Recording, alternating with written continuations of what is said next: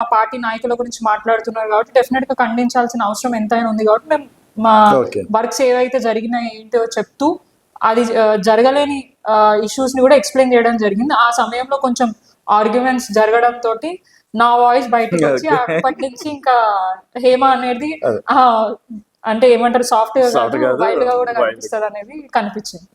So అప్పుడైనా కూడా మా సమస్యల మీద మేము క్వశ్చన్ చేసినాం.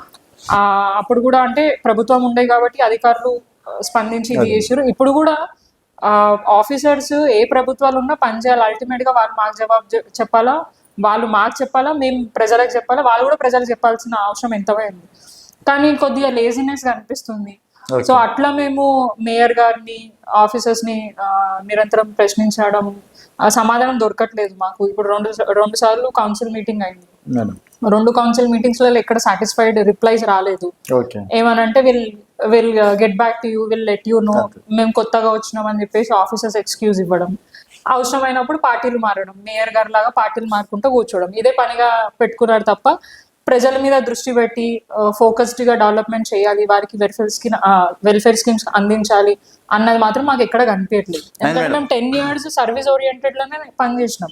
సో ఇప్పుడు పని లేకుండా ఖాళీగా కూర్చోవాలి, ప్రజలు వచ్చి మమ్మల్ని ప్రశ్నిస్తూ అంటే అడిగినప్పుడు మేమేం సమాధానం చెప్పలేని పరిస్థితులు ఉన్నప్పుడు మాకు కూడా కొంచెం ఆ కోపం అనేది వస్తూ ఉంటది కదా. సో ఆ కోపం మేము అక్కడ చూపిస్తాం.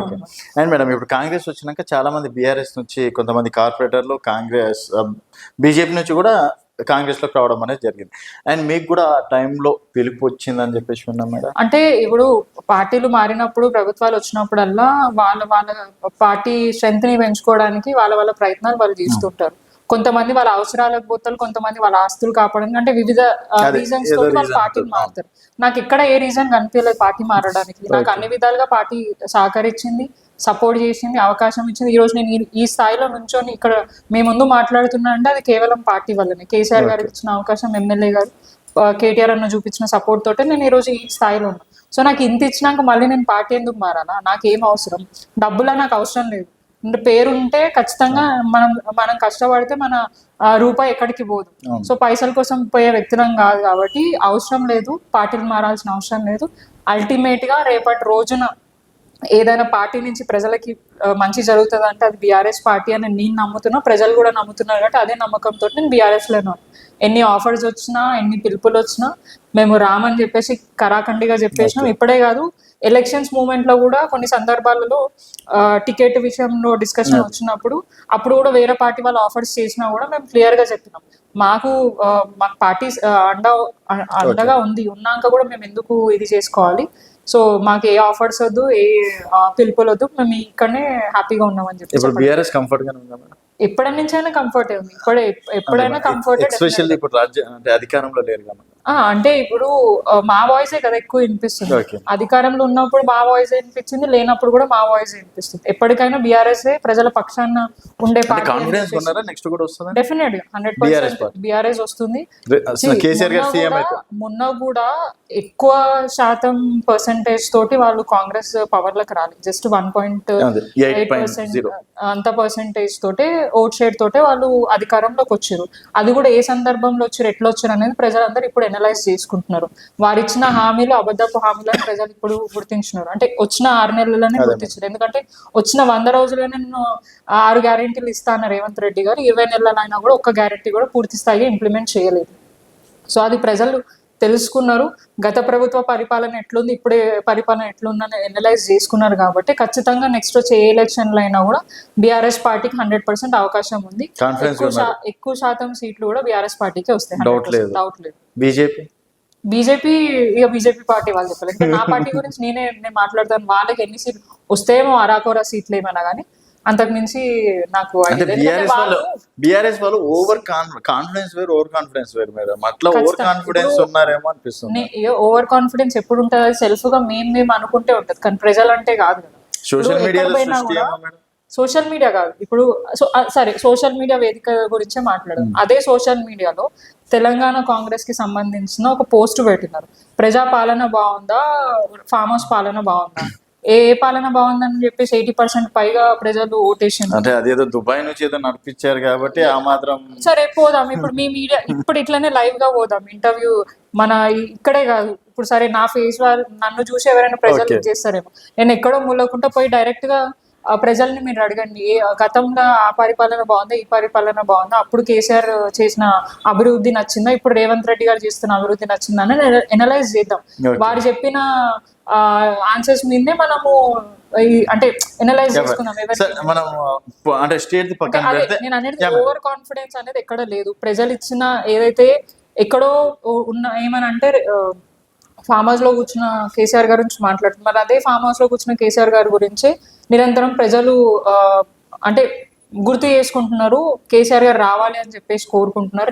నిన్ననే వారి సతీమణి శోభమ్మ వారు కూడా వేములవాడికి వెళ్ళినప్పుడు చాలా మంది ప్రజలు వచ్చి మాకు కేసీఆర్ కావాలి రావాలని, అది ఎవరు చేసిందైతే కాదు కదా, డైరెక్ట్ గా వచ్చి ప్రజలు వారిని అంటే రిక్వెస్ట్ చేసిన, అంటే వాళ్ళ బాధను వాళ్ళు వ్యక్తం చేసుకున్నారు. అట్లా ఎన్నో సందర్భాలు ఉన్నాయి కాబట్టి దాన్ని బేస్ చేసుకొని బీఆర్ఎస్ పార్టీ ఇంకా స్ట్రాంగ్ అయిందని అంటే మేడం ఎలక్షన్స్ ముందు కూడా ఇదే కాన్ఫిడెన్స్ బీఆర్ఎస్ లో కనిపించింది. ఈవెన్ రేపు రిజల్ట్ అనగా కూడా కేటీఆర్ గారు ఒక ట్వీట్ చేశారు లోడింగ్ 3.0 అని.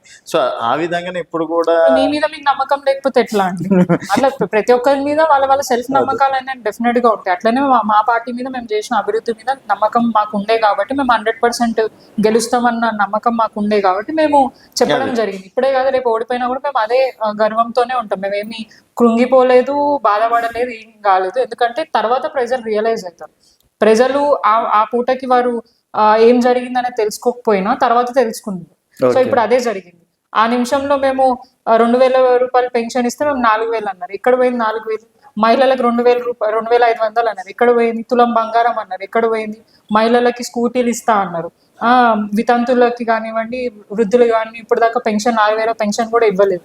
సో ఇట్లా చాలా ఎగ్గొట్టి ఇప్పుడు కాలయాపన చేసుకుంటా డైవర్షన్ పాలిటిక్స్ చేస్తూ 20 నెలలు అయింది. ఇప్పుడు వాళ్ళ అడ్మినిస్ట్రేషన్ కొత్తగా వచ్చింది కాదు కదా, 60 ఏళ్ల పాటు ఆల్రెడీ వాళ్ళు పరిపాలించారు.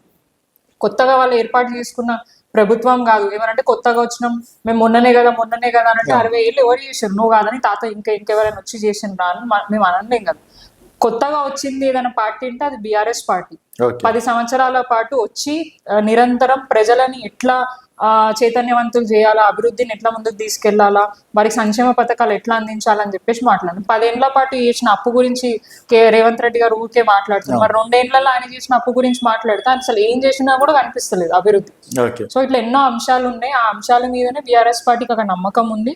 డెఫినెట్ గా రానున్న రోజుల్లో బీఆర్ఎస్ పార్టీకి అంత మంచి సీట్లు వస్తాయని మా నమ్మకం. అండ్ స్టేట్ గురించి పక్కన పెడితే నెక్స్ట్ మళ్ళీ ఇంకో 6 నెలల తర్వాత జరిగే జిహెచ్ఎంసీ ఎన్నికల్లో మళ్ళీ సీతాఫల్ మండి నుంచి మీరు గెలిచే ఛాయిస్ ఉన్నా? అంటే ఇప్పుడు మనకి ఎవ్రీ 10 years కి రిజర్వేషన్స్ అనేది చేంజ్ అవుతుంటాయి. సో ఇక్కడ ఎట్లా రిజర్వేషన్ వస్తుంది అనేది మనకు క్లారిటీ లేదు. ఆ రిజర్వేషన్ ని బట్టి ఖచ్చితంగా పార్టీ డిసైడ్ ఎవరికి చేసినా కూడా, నాకు చేసిన నేను గెలిచే అవకాశం ఉంది, నేను కాకపోయినా ఇంకెవరు వచ్చినా కూడా ఖచ్చితంగా గెలిచే అవకాశం. సీతాఫల్ మండి మీద మళ్ళీ బీఆర్ఎస్ జెండా డెఫినెట్ గా ఉంటుంది, గులాబీ జెండా డెఫినెట్. వేరేది మాత్రం 150 డివిజన్లలో ఖచ్చితంగా మేము లాస్ట్ టైం ఏదైతే 100 సీట్లు